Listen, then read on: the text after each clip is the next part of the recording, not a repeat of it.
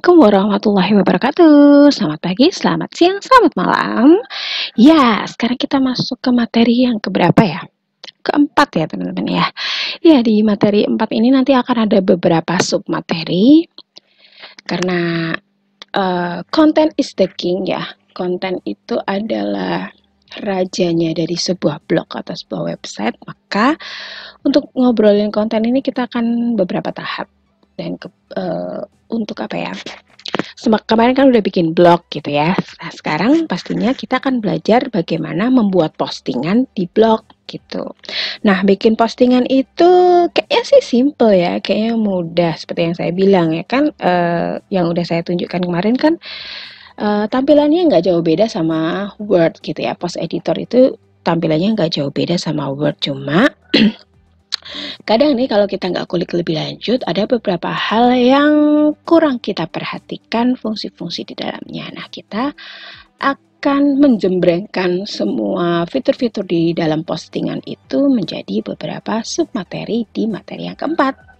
Oke, dan hari ini akan menjadi bagian atau perjalanan pertama di materi yang keempat, yaitu terkait soal membuat postingan dan perintilannya. Oke, so teman-teman siap? Kalau siap, kita cekidot ya. Pertama-tama tentu aja yang harus disiapkan apa? Tulisannya dong ya. Semua kembali ke teman-teman. Ada yang suka nulis langsung di dashboard blog, ada yang suka nulis di Word dulu. Monggo, terserah teman-teman suka yang mana. Tapi kalau aku sendiri, aku lebih suka nulis dulu artikelnya di Word seperti ini ya. Boleh Word, boleh di Gdocs ya.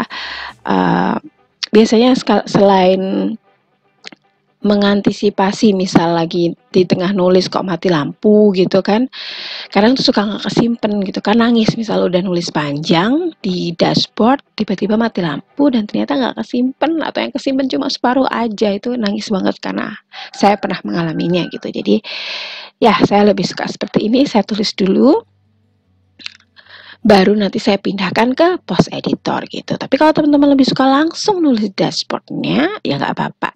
Terus kenapa saya suka nulis di Word dulu? Karena saya bisa tahu ya, karena di Blogspot kan nggak ada tuh, nggak kelihatan tuh jumlah katanya udah sampai berapa. Nah, kalau di Word kan kita bisa langsung tahu, oh udah oke nih, atau udah kepanjangan nih, bisa di stop gitu. Jadi saya lebih suka nulis di Word dulu. Nah, setelah tulisannya udah jadi, biasanya saya akan nyiapin infografisnya dulu. Ya, saya pakai Canva. Saya berterima kasih sekali sama Canva karena Canva udah menyediakan banyak template-template. Jadi saya nggak bikin dari awal ya gitu. Saya nggak terlalu jago juga soal desain, jadi saya biasanya pakai saja template yang ada, lalu ya di mix and match aja nih. Nih tadi saya pakai template yang ini. Terus ya udah diganti fotonya aja dengan foto milik sendiri. Udah deh, kalau udah kita ini ya, kita download.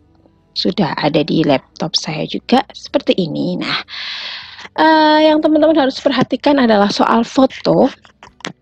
Jangan dianggap sepele gitu. Jadi misalnya nih, seringkali teman-teman atau blogger pemula ya, termasuk saya dulu awal-awal, foto itu ya udah, kita punya foto langsung upload gitu ya. Untuk melengkapi artikel tuh langsung upload aja ke blog gitu tanpa memperhatikan hal-hal yang seharusnya diperhatikan. Contoh yang pertama adalah ukuran file. Ukuran file itu ternyata sebaiknya tidak lebih dari 100 kilobyte. Kenapa? Karena kalau terlalu berat itu akan bikin loading blog jadi lebih lama. Iya kalau blog baru gitu, tulisan masih 1, 2, 10 gitu, nggak akan terasa. Tapi ketika kayak misal di blog saya yang Marita Ningtyas tuh, udah ada sekitar 1000-an artikel gitu, itu makin banyak artikelnya, makin banyak gambarnya, loadnya akan semakin lama. Makanya usahakan ukuran file gambar tidak lebih dari 100 kilo. Nah ini kita lihat ya, ukuran gambar saya 41.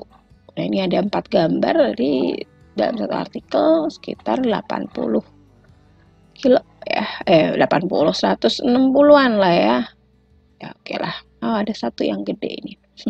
71, oke ya. Kalau mau diperas lagi boleh. Untuk ukuran infografisnya gimana Mbak? Itu sesuai selera aja atau juga ikutin apa ya?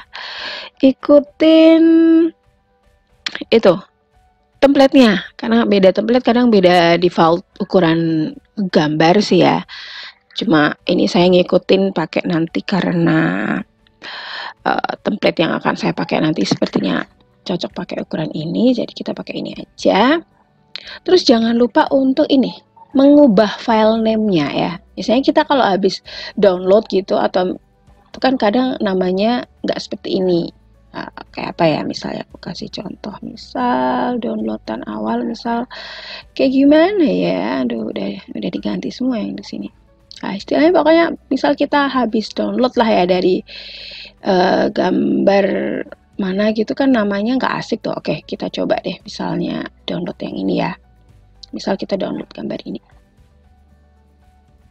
Nah, nih namanya kan kayak gini nih, 202.205.jpg gitu. Nah, ini jangan sampai kita unggah foto atau unggah gambar yang namanya masih nggak jelas kayak gini ya. Kita harus kasih nama gambar yang jelas. Ya, salah satunya adalah bisa dengan memasukkan kata kunci atau misal judul artikelnya itu. Kayak misalnya ini ya, tulisan saya kan tadi tentang rekomendasi hotel. Nah, kasih aja gitu, rekomendasi strip hotel, strip keluarga, strip di strip Semarang ya. Kenapa dikasih strip-strip? Karena kalau enggak, nanti hasilnya jadi jadi macam ini nih. Nih contohnya nih, nanti kalau nggak dikasih ini, nggak dikasih strip, nanti hasilnya jadi kayak gini nih.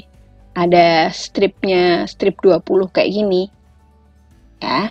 Jadi jangan lupa untuk merubahnya seperti ini, bikin nama gambarnya kayak gini ya, grand, lalu strip, lalu candi, strip hotel kayak gitu. Jadi dipisahkan setiap kata dengan tanda hubung atau tanda strip gitu. Ini berlaku untuk blogspot ya. Kalau teman-teman punya WordPress nggak perlu dikasih strip-strip, nanti ketika diunggah di WordPress tuh udah otomatis dia ngasih strip sendiri gitu. Tapi kalau untuk blogspot jangan lupa untuk saat nyimpen gambar itu dikasih kayak gini, kasih strip-strip kayak gitu ya. Oke, gambarnya udah siap, tulisannya udah siap, jadi mari kita mulai masuk ke blog ya. Masih ingat kalau masuk ke blognya gimana? Bisa masuk ke blogger.com ya, atau kayak gini ya, bisa masuk ke blogger.com, atau kalau aku biasanya udah hafal pakainya draft.blogger.com. Ini langsung otomatis karena udah kesimpan ya di laptop datanya, jadi dia langsung otomatis masuk ke blognya. Nah, ini karena defaultnya pakai blog utama, aku ganti dulu pakai yang kemarin aku bikin ya. Ini yang aku bikin kemarin ini masih kosongan ya. Mari kita bikin post yang pertama. Caranya gimana? Ya ini, kan post kan ya. Ini ada klik new post ya. Kita klik new post. Tada, udah langsung masuk ke bagian post editornya ya. Nah, di sini ada judul artikel. Lalu ini ini ada semacam apa ya? Untuk dua pilihan, yang pertama compose view, yang satunya HTML view. Compose view itu nanti untuk untuk ya tulisan aslinya itu harus di sini ya. Sementara kalau ini tuh nanti ketika kita klik akan muncul kayak gini kode-kode gitu. Jadi kalau misalnya nanti tulisannya udah dikasih bold, udah dikasih list gitu ya, kasih bullet and number gitu, nanti akan kelihatan kode-kodenya di sini ya. Ini akan dibutuhkan saat nanti kita mau nambahin kode gambar misalnya dan lain-lain. Gitu. Lalu ini adalah undo dan redo ya. Undo dan redo ini misalnya kita ngetik salah, mau dibalikin ke yang sebelumnya gitu. Salah lagi mau dibalikin setelahnya kayak gitu ya. Yang ini adalah jenis fontnya. Jadi misal kita mau ganti-ganti langsung di post editor gitu, pilihannya ini ya. Bisa nambahin font juga. Nah ini. Kalau aku nggak pernah ngulik, aku biasanya pakai font bawaan template sih. Ini ada ukurannya. Jadi misalnya normalnya kan Misal normal kayak gini nih, normalnya segitu ya. Misal kalau kita mau bikin ini tuh highlight, maksudnya kalimat yang penting gitu ya, mau kita jadiin dia ukurannya jadi lebih besar daripada yang normalnya. Udah kita tinggal ganti aja large misalnya. Atau mau paling yang gede gitu. Atau mau bikin tulisan yang pengen ditampilkan tapi ya nggak mau dibaca juga sama membaca, kita bisa bikin yang kecil kayak gitu ya. Ini untuk mengubah ukuran font. Sementara ini adalah untuk setting apakah mau pakai paragraf, normal, heading itu, jadi untuk sub-sub judul. Nanti ini hubungannya sama SEO ya. SEO nanti saya jelaskan lebih lanjut saat tulisannya udah saya masukkan ke sini. Lalu ini adalah untuk menebalkan ya, ini sama aja kayak di Word ya, ada bold untuk menebalkan, ada AI untuk italic, untuk miring, ada UI untuk underline untuk kasih ini ya, garis di bawah. Lalu ini jangan lupa ya, kalau mau ganti kayak gini tuh di blok dulu seperti ini. Lalu kalau ini untuk strike through itu untuk kasih coret gitu di tulisannya ya. Ya ini, jadi jangan lupa di blok dulu yang mau di bold yang mana, yang di miringin yang mana, baru diklik ini ya. Ini untuk ganti warna teksnya. Misal kita mau ganti warna biru. Nah, seperti ini. Ya. Itu. Mau balikin lagi ke warna defaultnya, udah hitam gitu. Sementara kalau yang ini text background color. Jadi, misalnya di belakang tulisan kita mau kasih warna ungu gitu. Nah, ini jadi backgroundnya jadi semacam itu. Jadi ada backgroundnya. Kalau yang asli kan, misalnya yang asli kan, langsung dia otomatis. Jadi kita kalau mau gini langsung dimatiin dulu ya. Putih. Nah, tuh ya, udah. Tuh. Berikutnya adalah link. Ini aku balikin dulu deh. Jadi di jangan lupa ini dulu. Langsung pakai kok. Dia ternyata seperti itu. Aku jarang pakai ini. Iya, kita pakai dulu ya, kayak gini. U-nya masih jalan ternyata. Iya. Nah, misal kita mau ngasih link bebek. Nah, berarti ini di blok dulu, lalu kita ini ya, yang gambarnya apa sih? Kayak pin gitu ya, kayak apa sih? Kayak klip ya. Nah, ini klik, kita misal kasih mana? Kasih link ke sini. Misal mau kasih link ke blog sendiri. Maksudnya ke blog orang lain. Maksudnya ini blog lain yang milikku sendiri. Kayak gitu ya. Atau misal kita mau kasih mau nambahin ke Wikipedia. Kayak gini caranya di blog, masukin. Nah, ini ada pilihan. Yang pertama adalah open this link in a new window. Itu maksudnya ketika ini diklik adalah kalau orang ngeklik linknya nanti akan diarahkan ke jendela baru. Tapi kalau kita nggak ngeklik, orang ketika ngeklik link ini ya nanti akan halaman itu aja, dia langsung pindah ke link yang kita sediain itu. Sementara @rel nofollow itu apa ya? Kayak ngasih tahu ke Google apa ya, ini ada link tapi ya udah nggak usah diperhitungkan gitu loh.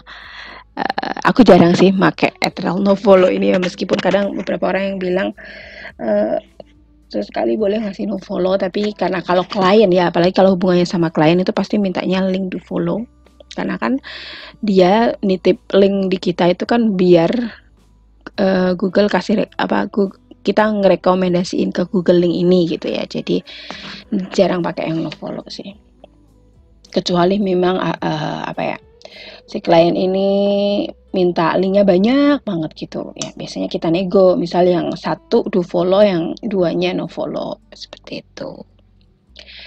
itu untuk bikin link ya. Nanti biasanya akan berubah warna seperti ini. Nah, kalau ada linknya warnanya jadi berubah begini.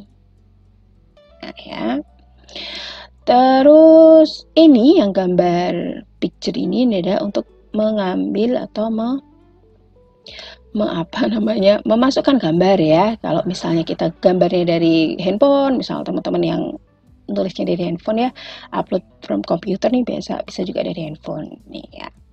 Nanti kita tinggal upload aja, masukin. Nah, sayangnya satu minusnya di Blogspot ini, terutama di dashboard yang baru ini ya, nggak bisa masukin gambar langsung banyak, terus tinggal diambil satu-satu. Kalau dulu bisa, tapi entah kenapa setelah perubahan dashboard di tahun 2020 itu nggak bisa. Jadi kalau kita mau masukin ya udah satu-satu gitu gambarnya, satu masukin ke sini, satu gitu, nggak bisa langsung banyak sekalian baru ditata gitu, nggak bisa. Jadi masukinnya harus satu-satu. Itu kalau yang ini gambar, oh ya tadi ada pilihannya ada banyak ya, ada fotos. Jadi kalau teman-teman punya Google Fotos seperti saya nih, jadi saya kebiasaan nyimpan Google foto-foto di handphone itu di sini ya. Foto-foto handphone itu langsung connect ke Google Photos. Nah kita bisa tuh kalau misal akunnya sama kan, itu sama bisa langsung ini. Nah cuma karena ini kan aku pakainya akunnya beda dengan akun yang ini, jadi nggak langsung otomatis masuk. Nah misalnya deh aku kasih contoh, misal di pakai blogku yang ini aja ya. Ini misal misal aku mau masukin pakai Google Photos. Ini kan akunnya sama nih antara yang aku pakai keseharian sama yang, nah ini kita masukin, udah tinggal pilih aja gambarnya langsung masuk, klik select, misalnya kayak gitu. Tunggu prosesnya. Gitu ya. Ini cuma saya nggak saranin, kenapa? Ya tadi ya berkaitan dengan file gambar. Kalau pakai file di Google Foto kan itu langsung dari handphone ya. Itu kan handphone sekarang itu kan besar-besar gitu kan, itunya apanya kilobyte-nya kan ya. Berapa ini coba? Ada nggak sih? Nah, ini kecil karena dari WA gini. Nah, tapi kan biasanya kalau kita yang ambil sendiri dari handphone langsung langsung dimasukin ke Google Photos kan gede ya, misal. Nah, ini fotonya anak gue nih. Nah, ini 2 megabyte gitu kan. Kan ya susah ya kalau kita ngupload gambar langsung gedenya sekian gitu kan nih.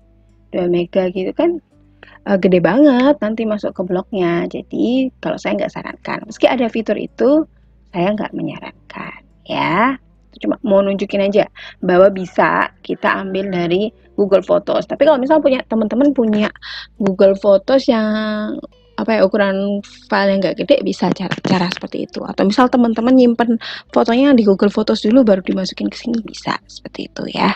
Itu untuk gambar. Terus selain pakai Google Photos bisa juga dengan ini pilihan blogger. Pilihan blogger ini berarti misal kita punya itu dari blog ini, jadi kita udah upload beberapa gambar kan di blog ini, kita mau pakai gambar yang udah diupload sebelumnya, kita bisa pakai yang ini karena gambarnya masih satu doang, jadi nggak ada ya. Misal contoh deh yang di sini, cuma kalau misalnya kejelekannya adalah ketika mau ngambil from this blog, nah ini kayak contohnya ini karena blognya udah lama, fotonya udah banyak, dia akan loadingnya lama banget kayak gini. Lama banget kan? Lama banget ya. Kalau tadi blognya cepet sih cepet-cepet aja, tapi kalau blognya udah lama kayak gini ya kayak gini nih. Tuh sampai ngehang deh. Saya stop dulu deh videonya. Nih sampai ngehang biasanya kalau sampai kelamaan. Lagi ya itu tadi kelemahannya kalau kita pilih yang tadi ya, pilih yang blogger dan blog kita isinya gambarnya udah banyak, itu sering lag kayak tadi, lama banget, dan terus kemudian kayak error nggak bisa dibuka gitu. Jadi ya saya nggak sarankan juga gitu. Ya tapi kalau misalnya gambarnya masih dikit sih nggak apa-apa sih, nguploadnya cepet juga, crawlingnya cepet kan. Ini untuk by URL atau masukin gambar dengan URL. Misalnya kita ambil gambar dari Google, misalnya ini ya. Salah.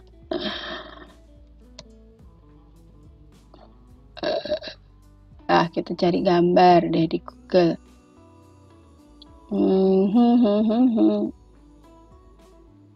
Kita masuk gambar apa? Misal hotel.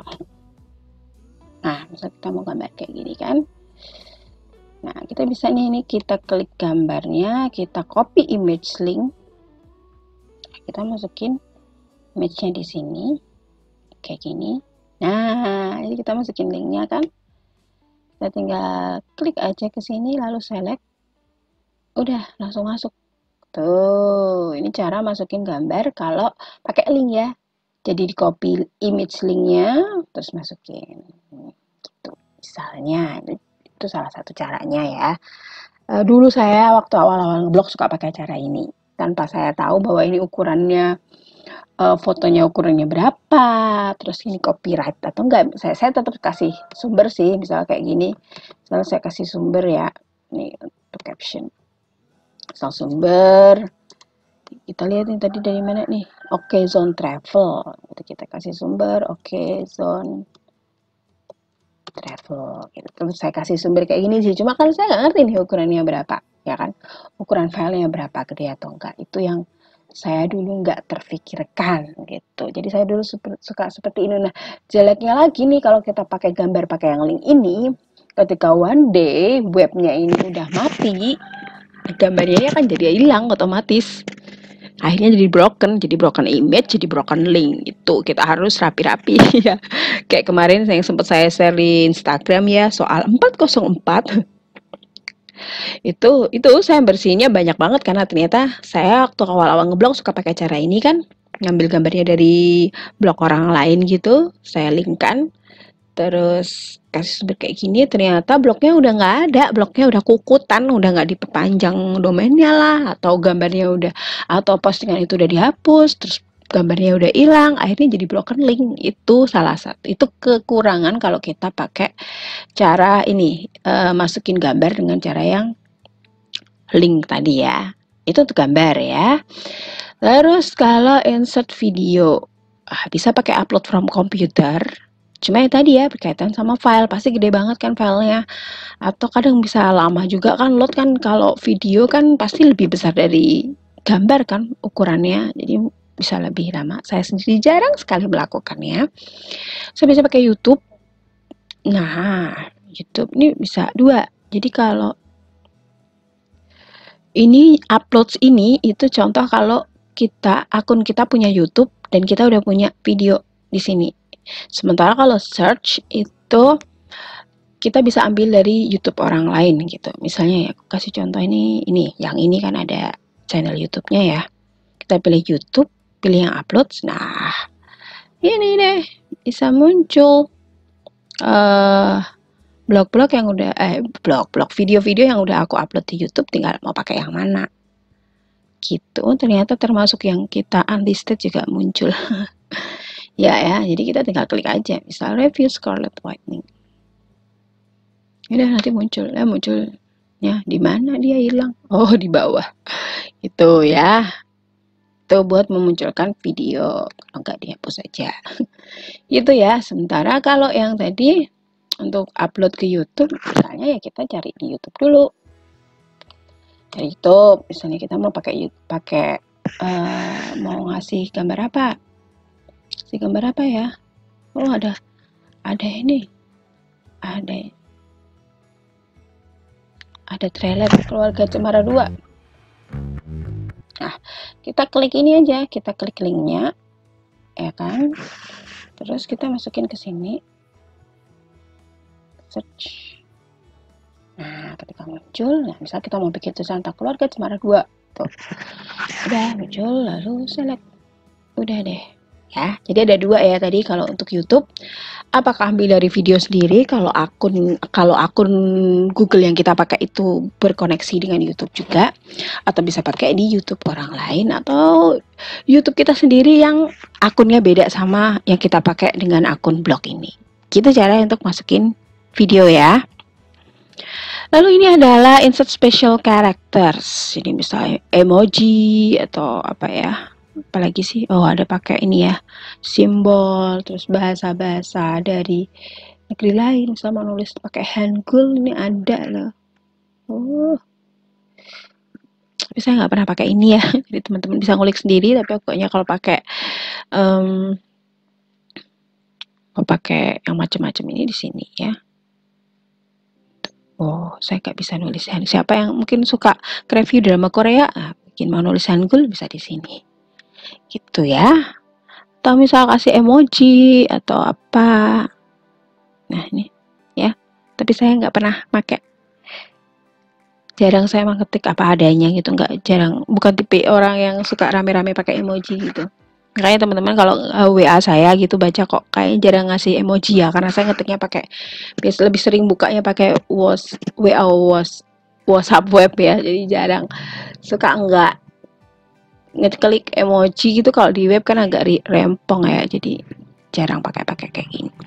Nah, lalu selanjutnya ini titik-titik 3 ini adalah more options. Kita klik. Ini ada banyak lagi pilihannya. Ini adalah untuk itu ya, kasih paragraf mau rata kiri, rata tengah, rata kanan, atau rata semuanya kanan kiri. Oke, gitu. Ini untuk indent. Indent tuh untuk apa ya? Aku jarang pakai juga ini. Increase indent, oh itu untuk majuin gitu ya. Ini decrease berarti balikin lagi kayak gitu. Kalau misalnya bikin paragraf, misal mau teman-teman suka bikin apa sih tulisan yang paragrafnya agak menjorok ke dalam gitu ya. Itu saya tapi nggak pernah pakai dua ini, jarang sekali.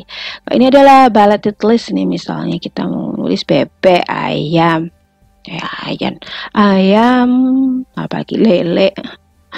Kelihatan yang lagi bikin video belum makan ini.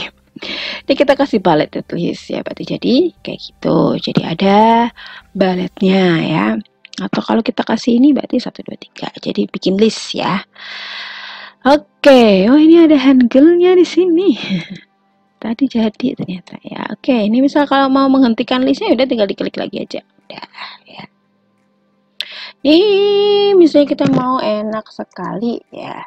Ini kita mau kasih quote. Jadi quote itu nanti biasanya, tapi tergantung settingan template-nya masing-masing ya. Nah, ini biasanya di tengah, lalu hasilnya nanti ada titik komanya gitu. Ini adalah jambreak itu untuk ngasih read more secara otomatis. Nanti saya jelaskan lebih lanjut. Terus ini left to right light out. I don't really know what is it. Bebek goreng. Aduh, ini beneran ini yang nulis lapar sepertinya. Left to right light out. Right. Oh, ini buat apa? Mindahin tulisan, misalnya kayak mungkin kita nulis pakai bahasa Arab gitu kan, nulisnya mungkin dari kanan ke kiri gitu ya. Saya nggak pernah pakai ini kayak gini. Lalu selanjutnya input tools. Ini kayak mau apa sih? Translate gitu ya. Saya nggak pernah. Jadi saya tuh nggak pernah pakai yang fitur yang ini. Fitur ini dan fitur ini saya nggak pernah pakai. Ya. Lalu ini adalah misalnya nanti kita adalah menge-clear format.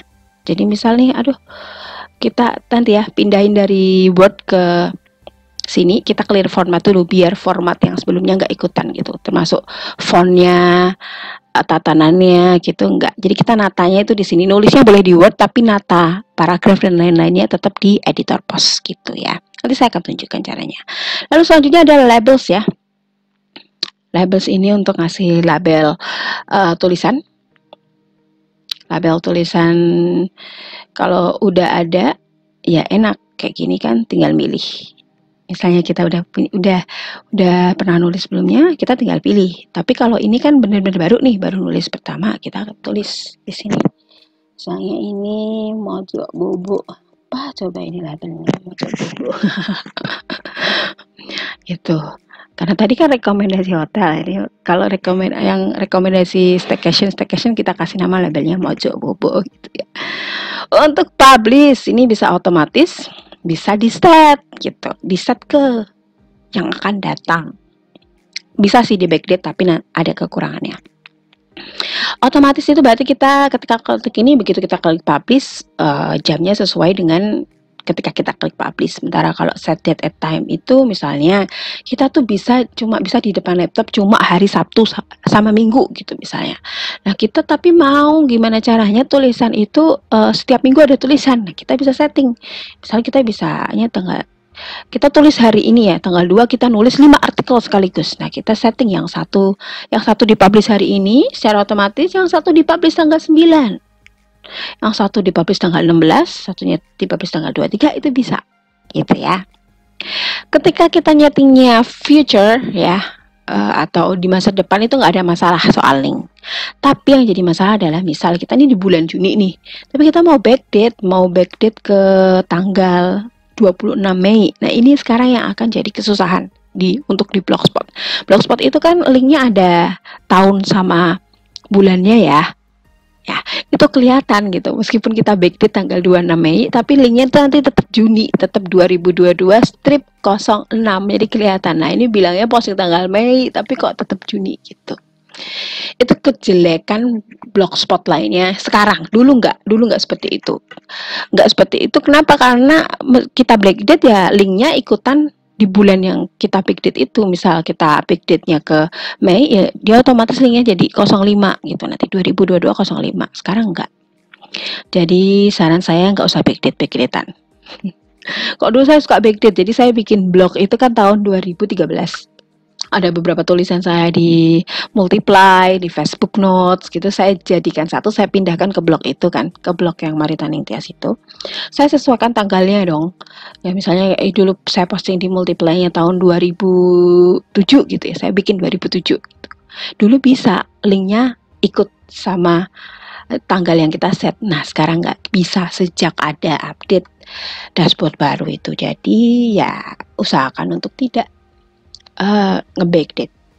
Nah, selanjutnya adalah permaling. Nah, permaling ini otomatis, nah lihat nih ya, jangan sampai teman-teman nggak ngisi titelnya. Kenapa? Karena akan jadi seperti ini. Atau kalau nggak kayak gini, kalau nggak diisi nanti ngambil dari ini kalimat pertama, kata pertama di blog yang kita kasih kayak gini nih ya.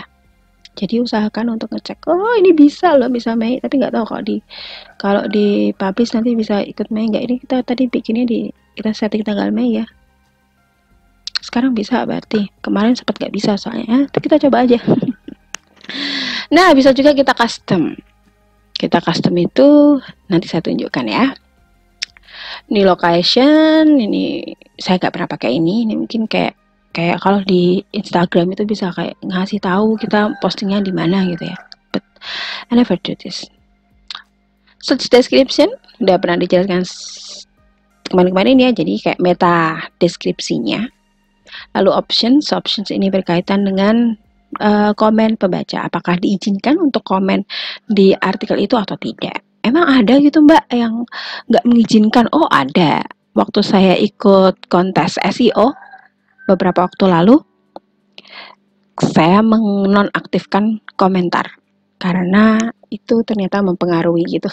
Semakin banyak komentar gitu, kalau spam gitu kadang mempengaruhi juga gitu. Jadi banyak, ada beberapa yang mematikan kolom komentar ini. Tapi kalau untuk artikel biasa sih saya tetap low ya. Itu ya secara sekilas fungsi-fungsinya. Nah, sekarang kita akan praktek tadi yang udah kita bikin artikelnya. Nah, ini kita Ctrl A, Ctrl C dulu, kita copy. Terus ke sini. Nah, ini kan kayak gini ya bentuknya ya. Ini jangan lupa di clear, di blok semuanya. Lalu ini di clear formatting. Biar apa? Biar format dari Word enggak ngikut. Bisa juga dengan cara teman-teman copy dulu ke notepad, baru kopas ke sini.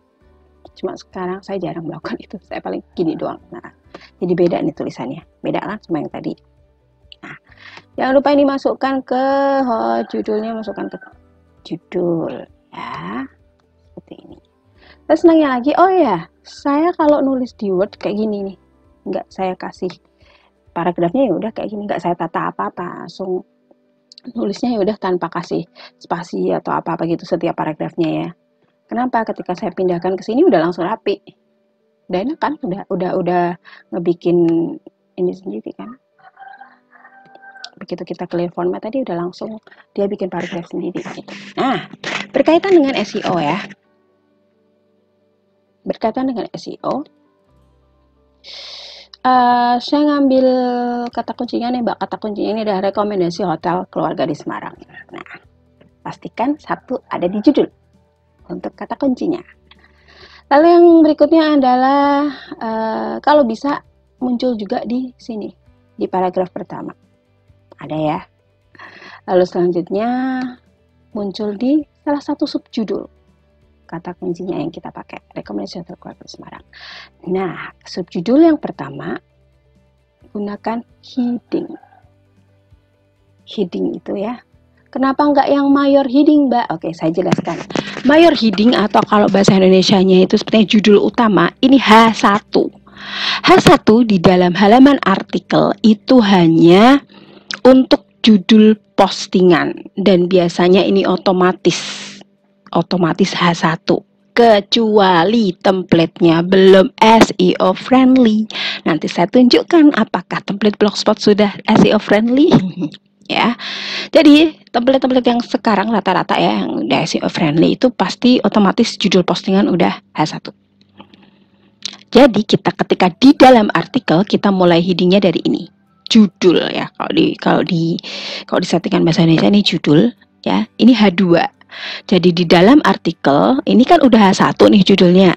Di dalam artikel kita pakai yang heading karena di H2 kayak gitu ya. Nah, penjabaran sub-sub judulnya ini kan kita nyeritain hotel-hotel. Nah, ini pakai yang subheading atau subjudul. Ya, jadi ini H1 di judul artikel, H2 di dalam artikel, subjudul di dalam artikel yang pertama, lalu penjabaran dari yang ini, ya ini kan penjabarannya ya, ini pakai H3, kayak gitu, dikasih H3 juga,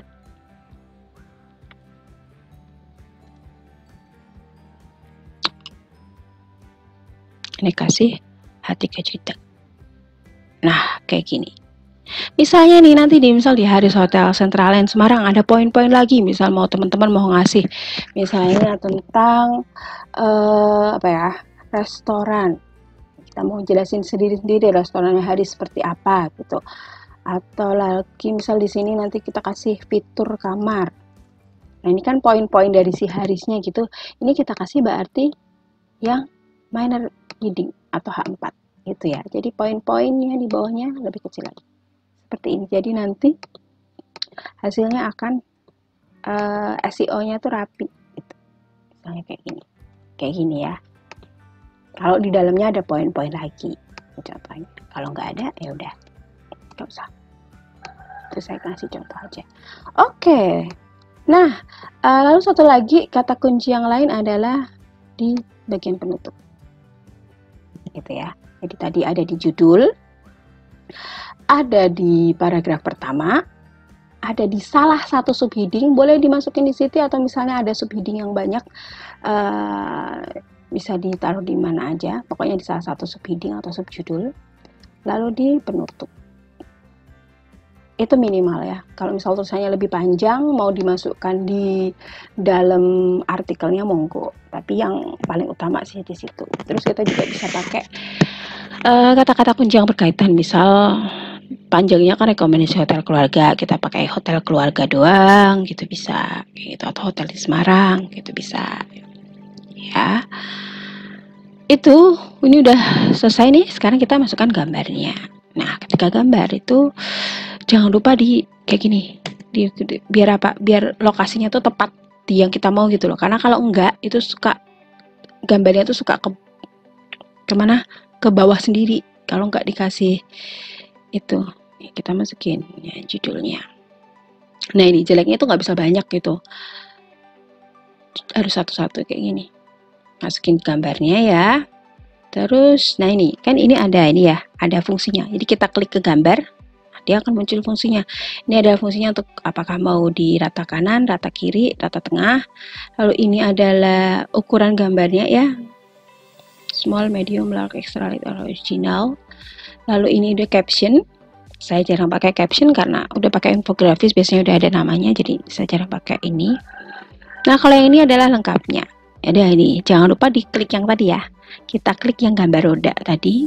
Ini buat nyeting apa? ALT dan title text. Ini perlu untuk SEO. Jadi di gambarnya misal hotel keluarga, di ALT-nya kita pakai kata kunci yang kita pakai.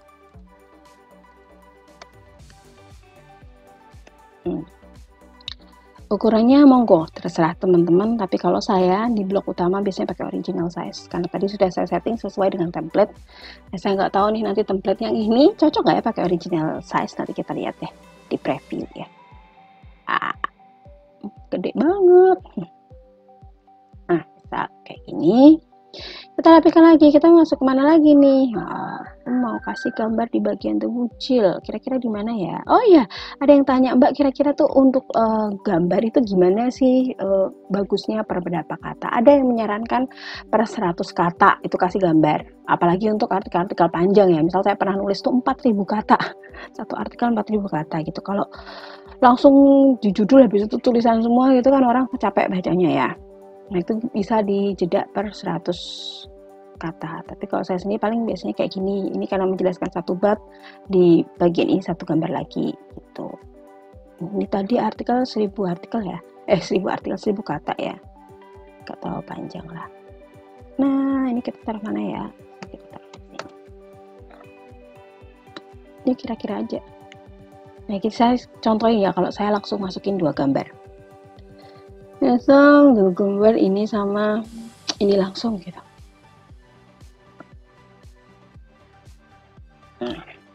Kita pilih salah satu. Kan kita tadi The Wujil kan berarti yang mau dimasukin The Wujil. Nah kalau dulu nih misal kita ngupload udah gambar khusus buat gambar ini ya, ketika klik di bagian gambar itu langsung udah muncul lagi yang kita unggah semuanya. Jadi nggak perlu bolak-balik mengunggah gitu, cukup satu kali mengunggah terus tinggal ngambil gambarnya ini. Nah kita lihat ya, ini aku udah masukin 2 gambar nih ya, apakah nanti akan muncul lagi nih The Wujil, si Wujil, The Wujil. Ini lengkapnya yang biasa banyak dicari di pencarian itu, The Wujil Resort and Conventions ya. Apakah titel sama ALT ini harus berbeda? Beberapa ada yang bilang samain aja nggak apa-apa, ada yang bilang samain sama judul aja gitu. Ada beberapa yang menyarankan ya beda. Terus kalau nggak beda ngapain, yang namanya ada yang satu titel satunya alternatif gitu kan. Biasanya seperti ini, jadi titel itu lebih pendek, alternatif itu lebih menjabarkan gitu biasanya ya, yang beberapa guru saya sarankan seperti itu. Kayak ini ya. Nah, kita coba sekarang data. Kita coba nih yang Grand Candi ya, tadi saya sudah masukin kan, apakah muncul? Nah, kalau dulu nih, kalau misalnya udah upload banyak, ketika kita klik upload itu akan muncul gambar yang tadi kita upload. Kalau ini sekarang enggak kan, sebenarnya tadi saya sudah upload itu ya, upload yang Grand Candi juga kan, nggak muncul gitu. Tapi karena gambarnya masih sedikit, saya bisa ngambil pilihan yang blogger uploadnya nggak banyak. Ya ini ambilnya dari sini kayak gitu. Cuma kalau tadi kekurangannya kalau blognya udah banyak gambarnya jadi error, jadi nge-lag lama prosesnya. Kita masukin Grand Candi. Ini Grand Candi Hotel Semarang. Kayak gitu ya. Saya suka pakainya yang original size biar gambarnya nggak pecah gitu, nggak terlalu kecil juga. Tapi kita lihat nanti cocok nggak untuk yang template bawaan Blogspot ya. Saya nggak tahu. Udah lama nggak pakai template bawaan Blogspot. Nah yang terakhir kita kasih gambar yang harus Hotel Centraland.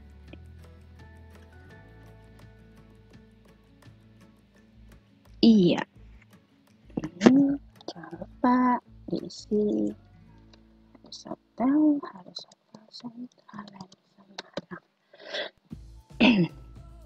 Oke, semua gambar sudah masuk ya. Nah, udah siap deh.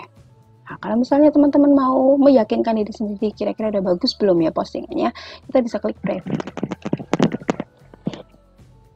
Wow, ternyata untuk di artikel ini jadi gede banget gambarnya, guys. Gak cocok, gitu kan? Beda kalau dipakai yang di blog utama, dia beda. Oh ya, karena kalau pakai ini juga dia nggak ada apa sih namanya fitur ngikutin apa letak lokasi template. Mari kita kecilkan dulu. Kita kasih berapa? Medium kali ya. Medium mungkin kita preview medium cukup enggak? Oke, gitu ya. Atau large. Jadi kita cek-cek aja ya yang paling cocok yang mana. Mana tadi? Ya, jadi kita sesuaiin sama template-nya. Oke, segini kali ya. Karena apa? Karena ya itu beda template, beda settingan. Tuh. Jadi kita harus kenal template kita. Cocoknya pakai gambar ukuran seberapa gitu ya. Oke. Seperti ini. Masih ada satu lagi. Ya, large update. Ya. Oke, labelsnya udah ya, udah diisi, publishnya saya mau pakai otomatis, hari ini langsung publish. Apakah permalingnya berubah? Permaling tidak berubah, saudara-saudara. Ikut yang tadi Mei loh. Enggak sih mungkin. Gitu. Nah ini, karena ini tadi kan terkadung bahasanya. Kadung lama enggak itu kan. Oh ini ya, langsung keluar. Alhamdulillah nih saya mau nyontoin permaling jadi nggak jadi deh. Nih ya. Dia langsung ketika saya pilih otomatis permaling, dia langsung ambil dari judul. Berarti karena ini dianggapnya judulnya udah aman secara panjang, dia langsung ambil rekomendasi hotel keluarga di Semarang. Karena ini sudah sesuai dengan apa yang saya inginkan, saya nggak akan ngedit. Tapi misalnya nih kadang-kala ada terlalu panjang karena kan URL-nya itu kalau bisa maksimal 75 karakter. Ini mungkin lebih karena ada blogspot.com dan lain-lainnya. Nah, ini saya biasa suka custom permaling. Misalnya saya custom permaling cuma ngambil hotel keluarga di Semarang. Itu bisa. Misalnya artikelnya terlalu panjang. Ya ini, kita milih mau bikin custom permaling, caranya di sini, ngetik di sini. Jangan lupa ini biarkan sampai berubah dulu dan ke save di sini ya. Ada tanda ke save ini. Karena kalau belum ke save seperti ini nanti biasanya nggak jadi permalingnya. Jadi kita harus pastikan bahwa ini benar-benar udah tersave. Tapi karena ini tadi udah sesuai kata kuncinya, jadi saya pakai otomatis saja. Jangan lupa ini pastikan udah ke save kayak gini. Location nggak diisi, description nggak diisi. Satu lagi, kata kunci harus muncul di meta deskripsi. Rekomendasi hotel keluarga di Semarang, cek. Ulasan lengkapnya di Traveler cukup. Nah, misalnya kayak gitu. Jadi ada satu kata kunci muncul di meta deskripsi. Maksimal 150 kata ya, jadi monggo kalau mau dipanjang-panjangkan, mau seperti ini aja monggo, nggak ada. Kayak gitu, udah option tadi ini ya. Ya, sepertinya udah siap semua ya. Nggak ada, karena saya nggak akan pakai, oh ya misalnya tadi mau pakai quote, misalnya apa ya, yang kira-kira harus di quote. Nah, misalnya ini aku mau kasih quote. Nah, tips pemilihan hotel keluarga, ini kasih quote. Kayak gini ya. Nah, kita tata aja biar rapi. Udah preview, kita lihat previewnya. Kalau habis dikasih quote jadi kayak gimana. Lagi-lagi settingan quote ini berbeda ya setiap. Nah ini kalau ini karena bawaan blogspot kayak gini doang. Ini biasa aja, cuma jadi lebih nengah, gak ada cantik-cantiknya gitu ya udah kayak gini. Ya. Kalau merasa udah oke, Ya udah oke deh gitu, kita publish. Nah, kenapa saya bilang settingan template beda-beda? Iya, beda-beda. Karena misalnya ini saya pakai yang ini, settingan template-nya udah di coding dari yang punya template ya. Misalnya ini ada nggak ya yang di tengah? Ini. Nah, di quote di artikel saya kayak gini. Di artikel saya di blog yang utama ya, seperti ini jadinya. Jadi beda template, beda settingan quote. Jadi jangan kok punya saya nggak secantik blognya Mbak Marita atau blognya siapa gitu ya. Ya karena beda template, beda settingan ya gitu. Karena ini pakainya yang kemarin milihnya yang simple, tema simple, jadi ya simple gitu. Udah, kalau udah semuanya, udah di setting semuanya, udah di preview, udah sesuai dengan keinginan kita, langsung publish. Tara, sudah jadi, ya kan? Udah jadi, udah terpublish. Nah, kita kalau mau ngelihat artikelnya gimana, Mbak? Ini kan ada gambar mata ini. Diklik aja gambar matanya. Oh, sudah jadi. Kita cek linknya. Oke, sudah sesuai ya. Tara, sudah. Kok panjang, Mbak? Ya panjang, makanya tadi sudah berkata. Dan ini kan settingannya kemarin kecil ya. Ya ini. Nah, sekarang kita lihat nih di bagian home.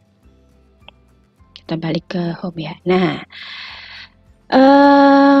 template-template bawaan Blogspot, terutama yang lama-lama, terutama yang pakai yang tema simple itu, dia nggak otomatis memotong artikel. Jadi di halaman home pun akan muncul keseluruhan artikel langsung panjang begini, drodok kaca ini. Nah, ini kalau misalnya udah ada 5 artikel ya langsung panjang terus gitu kan.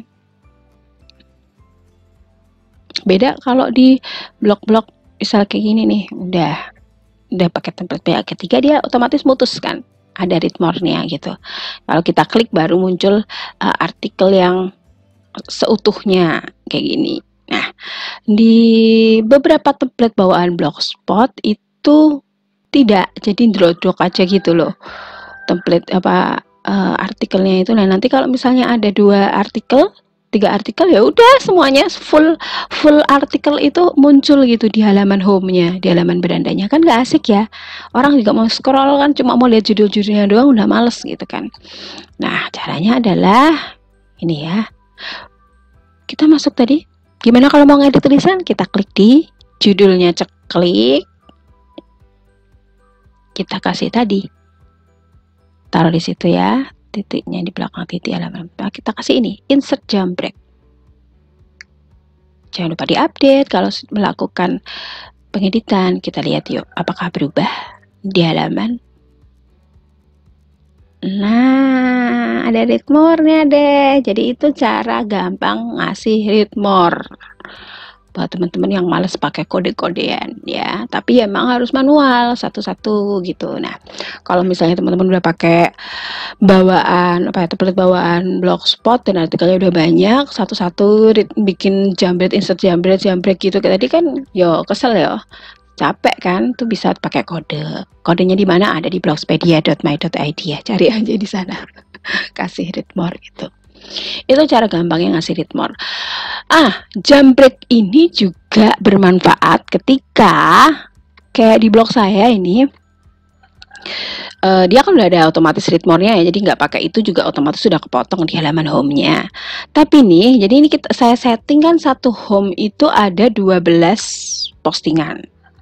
Tapi ada kalanya ketika sebuah postingan baru isinya gambarnya banyak, lebih dari 5 atau 10 gitu ya, dia itu akan tiba-tiba langsung di home itu cuma yang muncul postingannya cuma 7 atau 5. Karena apa? Karena di postingan yang terbaru tuh gambarnya terlalu banyak, biar dia ngeloadnya nggak berat, dipotong lah itu. Beberapa artikel yang lain tuh jadi hilang gitu, nggak muncul di halaman home.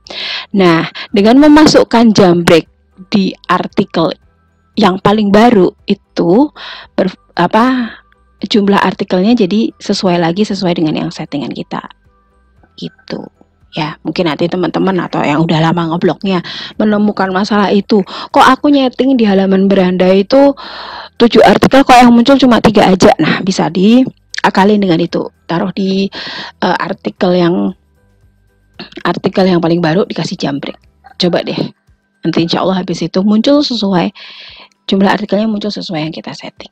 Iya, itu ya sudah kan, itu ya untuk postingan, bikin postingan. Nah, kalau ini saya perulang lagi. Ini untuk judul ya, judul kalau diklik bisa langsung masuk ke edit. Ini ada statusnya, apakah terbit atau masih draft, ini tanggal terbitnya, ini nama label. Lalu ini untuk mengembalikan ke draft. Ini untuk menerapkan label, misalnya mau ganti label gitu. Ini bisa di sini ya. Lalu ini untuk menghapus postingan, dan ini untuk kliknya. Misalnya teman-teman butuh linknya tanpa membuka itu, ini bisa diklik di matanya, diklik kanan, kita copy link, itu udah dapet copy ya.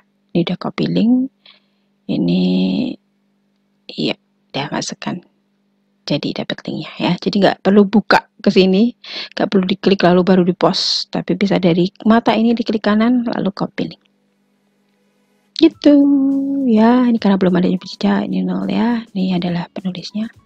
Oke. Nah, selanjutnya adalah stats. Ya, stats ya. Statsnya baru 2 iyalah, baru dibikin gitu kan. Ada ya. Udah 8 loh yang baca. Pada yang baca diri sendiri itu ya. Jadi nanti di tugas yang ini adalah teman-teman harus mengumpulkan, membuat postingan dan mengumpulkan stats ya. Jadi stats artikel ini apa? Ini kan ini nanti latest post, latest postnya akan muncul di sini. Ini akan keluar datanya. Ini karena nggak ada yang lihat ya, kosong, belum ada yang baca. Gitu ya. Nah, misalnya apa ya? Ini stats yang ini. Nah, ini page view lagi drop ini tahun ini, jadi agak menangis ngeliat page-nya. Ini nanti teman-teman ini ya, screenshot ini latest postingan yang lagi yang diposting itu. Nanti ya ini bisa kelihatan. Ya, jadi nanti tugasnya adalah membuat postingan dan ya screenshot statistika dari postingan tersebut. Oke, kayaknya itu dulu ya catatan obrolan kita hari ini soal membuat postingan dan segala fitur-fitur yang ada di dalamnya. Semoga cukup bermanfaat dan bisa membantu teman-teman dalam membuat tulisan.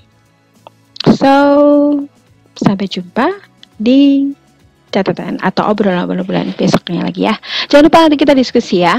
Atau kalau ada yang mau ditanyakan, jangan lupa untuk ditulis di kolom komentar Google Classroom dulu. Oke, sampai jumpa. Wassalamualaikum warahmatullahi wabarakatuh.